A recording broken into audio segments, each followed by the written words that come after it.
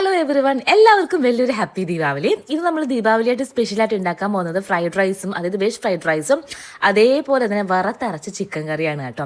അപ്പോൾ അതിനാവശ്യമായിട്ടുള്ള സാധനങ്ങളൊക്കെ ഇതാ ഉണ്ടാക്കിക്കൊണ്ടിരിക്കുകയാണ്. ഞാൻ എന്താ ക്യാരറ്റും ക്യാബേജും ഒക്കെ അരിയുന്നുണ്ട്. ചില അടുത്ത് റൗണ്ടായിട്ട് അരിയും, സ്ക്വയറായിട്ട് ചില അടുത്ത് നീളത്തിലരിയും. അപ്പോൾ അതവിടെ നടക്കട്ടെ, കാരണം ഞാനല്ല ഉണ്ടാക്കുന്നത്, അമ്മയാണ്. ഞാൻ ജസ്റ്റ് ഹെൽപ്പ് ചെയ്യുന്നേ ഉള്ളൂ. അങ്ങനെ ഇരിക്കെ നമ്മുടെ കുട്ടീനെ ഒന്ന് കുളിപ്പിക്കാമെന്ന് കരുതി. അവന് ഭയങ്കര അഹങ്കാരം, കുളിച്ചിട്ടാണെങ്കിൽ 2 ദിവസമായി. അപ്പം ദീപാവലിയായിട്ട് ആദ്യം അവനെ അങ്ങോട്ട് കുളിപ്പിക്കാന്ന് കരുതി. അത് വലിയൊരു ചടങ്ങാണ് കേട്ടോ, അവനെ കുളിപ്പിക്കുക എന്ന് പറയുന്നത്. കാരണം ഒരിടത്തും അടങ്ങി നിൽക്കത്തില്ല. ഇവനെ കണ്ടാൽ വലിയ പാവമാണ് തോന്നുന്നെങ്കിലും മഹാഹങ്കാരിയും ധിക്കാരിയും പറഞ്ഞാൽ കേൾക്കാത്തവനുമാണ് കേട്ടോ. പക്ഷെ വീട്ടിലെ വലിയ അധികാരിയാണെന്നാണ് അവന്റെ വിചാരം.